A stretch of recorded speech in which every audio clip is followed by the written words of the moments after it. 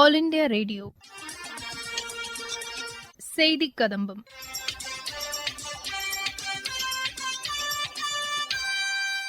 இன்றைய செய்தி கதம்பத்தில் மத்திய அரசின் சமூக வலைதள பதிவுகள், மத்திய அரசின் இடைக்கால பட்ஜெட் குறித்து சென்னையில் உள்ள இந்திய தொழில்துறை கூட்டமைப்பு அலுவலகத்தில் நடைபெற்ற கலந்துரையாடல் மற்றும் விழுப்புரம் மாவட்டத்தில் நடைபெற்று வரும் புத்தக கண்காட்சியில் அம்மாவட்ட கூடுதல் ஆட்சியர் பங்கேற்று பேசிய உரை உள்ளிட்டவை இடம்பெறுகின்றன. முதலில் மத்திய அரசின் சமூக வலைதள பதிவுகள். குடியரசுத் தலைவர் திருமதி திரௌபதி முர்மு தில்லியில் உள்ள குடியரசுத் தலைவர் மாளிகையில் அம்ரித் பூங்காவை இன்று திறந்து வைத்தார். இன்று முதல் மார்ச் 31ஆம் தேதி வரை இலவசமாக இதனை பார்வையிடலாம் என்று தெரிவிக்கப்பட்டுள்ளது. கர்நாடக ஆளுநர் திரு தாவர்சந்த் கெலோட் குடியரசுத் தலைவர் திருமதி திரௌபதி முர்முவை இன்று சந்தித்து பேசினார். நாட்டில் மேலும் 5 சதுப்பு நிலங்கள் ராம்சர் அங்கீகாரத்தை பெற்றுள்ளன. இதனையடுத்து ராம்சர் நிலங்களின் பட்டியலில் உலக அளவில் இந்தியா 4வது இடத்தை பிடித்துள்ளது.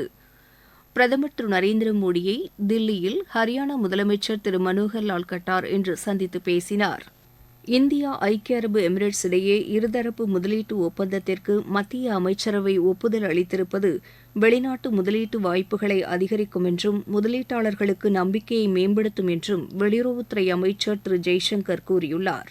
சுகாதார வசதிகளை மக்கள் அணுகக்கூடியதாகவும் விலை குறைவானதாகவும் மாற்ற பிரதமர் திரு நரேந்திர மோடி தலைமையிலான அரசு தொடர்ந்து செயல்பட்டு வருவதாக மத்திய அமைச்சர் திரு மன்சுக் மாண்டவியா கூறியுள்ளார். மத்திய அரசின் இடைக்கால பட்ஜெட் நேற்று தாக்கல் செய்யப்பட்டது. இதுகுறித்த கலந்துரையாடல் சென்னையில் உள்ள இந்திய தொழில்துறை கூட்டமைப்பின் அலுவலகத்தில் நடைபெற்றது.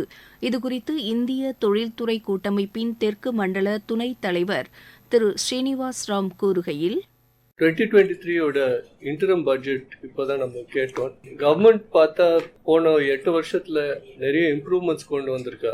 அண்ட் இந்தியாவில் பாக்கி ஊரோட கம்பேர் பண்ணா இந்தியா 7% growth ரெஜிஸ்டர் பண்ணியிருக்கா. இதோட காரணம் என்னன்னா கவர்மெண்ட் பாலிசிஸ் வேரியஸ் மெஷர்ஸ்லாம் இன்ட்ரடியூஸ் பண்ண போன 2 வருஷத்துல. முக்கியமாக இன்ஃப்ராஸ்ட்ரக்சர் டெவலப்மெண்ட் ஃபண்ட் பார்த்தா கவர்மெண்ட் இப்போ 11 lakh crores கமிட் பண்ணிருக்கா இன்ஃப்ராஸ்ட்ரக்சர் டெவலப்மெண்ட். இது ஒரு முக்கியமான ஒரு பாயிண்ட். ரெண்டாவது, லாஜிஸ்டிக்ஸ் இம்ப்ரூவ் பண்ணதுக்கு ரயில்வே சைடில் 3 மேஜர் ஸ்கீம்ஸ் இன்ட்ரடியூஸ் பண்ணிருக்கா. அது மூலமா லாஜிஸ்டிக் மூவ்மெண்ட் இம்ப்ரூவ் ஆகும், காஸ்ட் கம்மியாகும். 3வது பாயிண்ட் பார்த்தா ரிசர்ச் அண்ட் இனோவேஷனுக்கு கவர்மெண்ட் ஒரு 1 லட்சம் கோடி ஃபண்ட் கிரியேட் பண்ணிருக்கா. அந்த ஃபண்ட்ல 50 வருஷத்துக்கு லோ இன்ட்ரெஸ்ட்ல ஆஃபர் பண்றா டெக்னாலஜி அண்ட் இனோவேஷன். இது ஒரு முக்கியமான இது. ஏன்னா நம்ம நாட்டில் பார்த்தா டெக்னாலஜி டெவலப்மெண்ட் அண்ட் R&D மூலமா தான் நம்ம முன்னால போக முடியும். ரிஃபார்ம் ரிலேட்டட் ஸ்டேட் கவர்மெண்ட்ஸ்க்கு 0.75 lakh crores ஒரு ஸ்கீம் இன்ட்ரடியூஸ் பண்ணிருக்கா. கவர்மெண்ட் எங்கெல்லாம் ரிஃபார்ம் பண்றா அதுக்கு அந்த ஸ்கீம் ஆஃபர் பண்ணிருக்காங்க.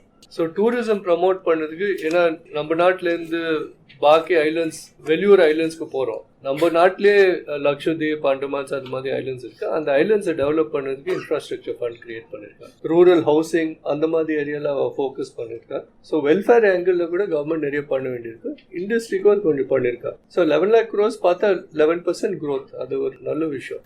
இதுகுறித்து இந்திய தொழில்துறை கூட்டமைப்பின் உறுப்பினர் திரு அருண்குமார் பேசுகையில், ரயில்வே பொறுத்த வரைக்கும் ஒன்று 40,000 போகி ரயில் பட்டி இருக்கு பார்த்தீங்களா, அதை வந்தே பாரத் ஸ்டாண்டர்டுக்கு ஒன்று அப்கிரேட் பண்ணுறாங்க. ஸோ அதுவே 40,000 போகின்றது கம்மியான அளவு இல்லை. ஸோ அது இந்த வருஷம் அப்கிரேட் பண்ணுறதுக்கு பட்ஜெட் ஒதுக்கியிருக்கிறாங்க. நம்பர் 1. நம்பர் 2 3 காரிடார் ஐடென்டிஃபை பண்ணி வச்சிருக்காங்க. ஒன்று freight corridor for sea port. So அதாவது நிலத்துலேருந்து சீ போர்ட்டுக்கு போகிறதுக்கு டெடிகேட்டட் ஃப்ரைட் காரிடார் சொல்லியிருக்காங்க. ரெண்டாவது கோல், சிமெண்ட் அந்த மாதிரி ரா மெட்டீரியலுக்கு டெடிகேட்டட் காரிடார் சொல்லியிருக்காங்க. மூணாவது முக்கியமாக ஹை டென்சிட்டி காரிடார் அப்படின்னு சொல்லியிருக்காங்க. அப்படின்னா என்ன அர்த்தம்னா, நம்ம ஊரில் சென்னை பெங்களூர் நம்மளுக்கு ஒரு ஹை டென்சிட்டி காரிடார். ஸோ இங்கே பார்த்தீங்கன்னா நிறைய ட்ரெயின்ஸ் காரிடாரில் போகும், அதில் நிறைய ஆளுங்களும் ட்ராவல் பண்ணுவாங்க. ஸோ சென்னை டு பெங்களூர் ஒரு டெடிகேட்டட் ஒரு லைன் போட்டாங்கன்னா, ஸோ உங்களுக்கு இப்போ 5 மணி நேரம் போகிறது நீங்கள் 4 மணி நேரத்தில் போகலாம். ஸோ உங்களுக்கு இந்த லைன் தனியாக இருக்கிறதுனால உங்களுக்கு டிராஃபிக் அந்த கன்ஜெஷன், அந்த நெட்வொர்க் கன்ஜெஷனும் கம்மியாகும். ஸோ இது சேஃப்டியும் இம்ப்ரூவ் பண்ணும், நம்மளுக்கு நெட்வொர்க்கும் கன்ஜெஷன் கம்மி. ஸோ இதெல்லாம் ரயில்வேல சொல்லியிருக்காங்க. விழுப்புரம் மாவட்ட நிர்வாகம் சார்பில் விழுப்புரம் மாவட்டத்தில் புத்தக கண்காட்சி இன்று தொடங்கியது. இதில் கலந்து கொண்ட விழுப்புரம் மாவட்ட கூடுதல் ஆட்சியர் திரு ஜெய் நாராயணன் கூறுகையில், விந்தை விழுதுகள் அப்படிங்கிற தலைப்பில் காலையில் பள்ளி மாணவர்களுக்கு ஒரு ஸ்பெஷல் டாக்ஸ், சுற்றுச்சூழல் பற்றி, அவங்களுக்கு செல்ஃப் கான்ஃபிடென்ஸ், கம்யூனிகேஷன் போன்ற சிறப்பு பேச்சாளர்கள் காலை நேரங்களில் பள்ளி மாணவர்களுக்கு, முக்கியமாக அரசு பள்ளிகள் குழந்தைகள் ஒரு நாளுக்கு ஒரு ஒன்றியத்திலிருந்து அரசு பள்ளிகள் மாணவர்கள் கொண்டு வர மாதிரி ஏற்பாடு செய்யப்பட்டிருக்கிறது. இதே போல் மத்தியான டைமில் காலேஜ் ஸ்டூடெண்ட்ஸ், கல்லூரி மாணவர்களுக்கு உண்டான அவங்களுக்கு வேலை வாய்ப்பு பற்றி, அதே போன்று அரசு வேலைக்கு பல்வேறு பயிற்சிகள் மேற்கொண்டிருக்கிற அந்த மாணவர்களுக்கு தன்னம்பிக்கை குறித்து பல்வேறு பேச்சாளர்கள் வரப்போகிறாங்க. எழுத்தாளருக்காக ஸ்லாட் ஈவினிங்கில் கொடுத்துருக்கோம். கல்லூரி மாணவர்கள் மற்றும் பள்ளி மாணவர்களுக்காக கலை நிகழ்ச்சிகள் மாலையில் கொடுத்துருக்கோம். புதிதாக இந்த முறை உள்ளூரில் இருக்கும் சிறந்து செயல்பட்டு வரும் லோக்கல் டேலண்ட் என்று சொல்லி இந்த ஊரில் இருக்கிற டான்சர்ஸ், அதே மாதிரி பாடகர்கள், அவர்களுக்கும் வாய்ப்பு. நாட்டுப்புற கலைஞர்கள், வில்லுப்பாட்டு, தெருக்கூத்து, இந்த மாவட்டத்துக்கே உண்டான பல்வேறு பறையாட்டம், தப்பாட்டம் போன்ற பல்வேறு இசை நிகழ்ச்சி நாட்டுப்புற கலைஞர்களுக்கும் இந்த வாட்டி ஸ்கெடியூல் பண்ணியிருக்கோம். ஈவினிங் 7 மணிலேருந்து 9:30 மணிக்கு பட்டிமன்றம் ஏற்பாடு செய்யப்பட்டிருக்கிறது.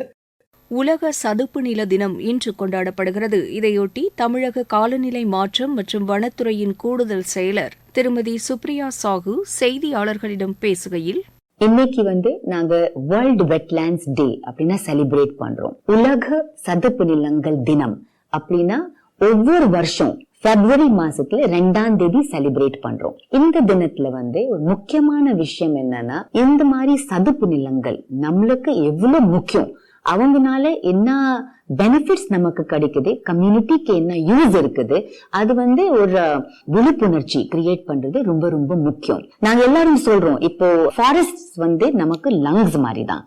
ஏன்னா அவங்களுக்கு ஆக்சிஜன் ஃபாரஸ்ட் கொடுக்கறாங்க. பட் அப்படி பார்க்கும் போதே சதுப்பு நிலங்கள் இந்த பிளானட்டோட, இந்த வேர்ல்டோட கிட்னிஸ் மாதிரி இருக்குது. Because they filter water.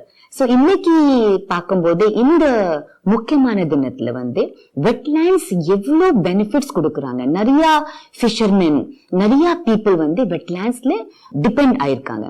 ஒரு கண்ட்ரியோட ஜியோகிராஃபி பார்க்கும்போது வெட்லேண்ட்ஸ் மவுண்டெயின்ஸ்லயும் இருக்குது, கோஸ்டல் ஏரியாஸ்லயும் இருக்குது, பிளேன்ஸ்ல இருக்குது. சோ அப்படி இருக்கும்போது ஒவ்வொரு வெட்லேண்டுக்கு ஒரு ரொம்ப இம்பார்ட்டன்ட் ஒரு முக்கியத்துவம் இருக்குது.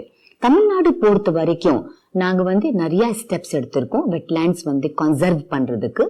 ஒரு 20 வருஷத்துக்கு முன்னாடி இந்த ஸ்டேட்ல ஒரே ஒரு வெட்லேண்ட் இருந்தது, அண்டர் தி ராம்சார் கன்வென்ஷன்.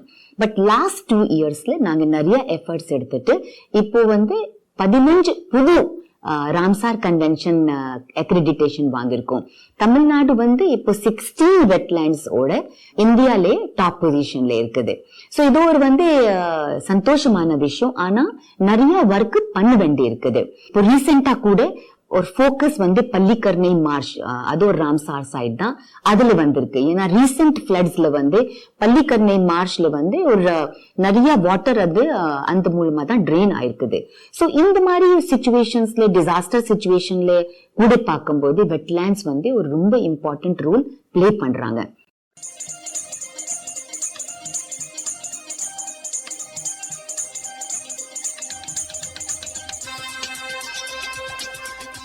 இத்துடன் இன்றைய செய்திக் கதம்பம் நிறைவு பெறுகிறது.